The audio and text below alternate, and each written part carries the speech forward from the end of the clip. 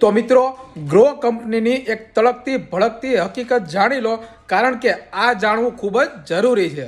તો મિત્રો ગ્રોનો આઈપીઓ માર્કેટમાં લિસ્ટ થયા બાદ 72% વધી ગયો છે અને તેની સાથે સાથે ગ્રો કંપની $12 બિલિયન કંપની બની ગઈ છે અને કે તેના સીઈઓ એટલે કે લલિતજી 9.06%ના સ્ટેક સાથે આજે બિલિયનર બની ગયા છે।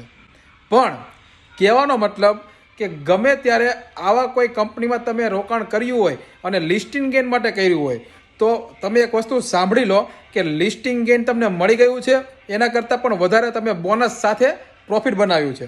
બની શકે કે હવે આમાં થોડો ઘટાડો જોવા મળી શકે છે, પણ બસ સમજદાર કો ઈશારા કાપીએ, તમે બધા સમજદાર છો।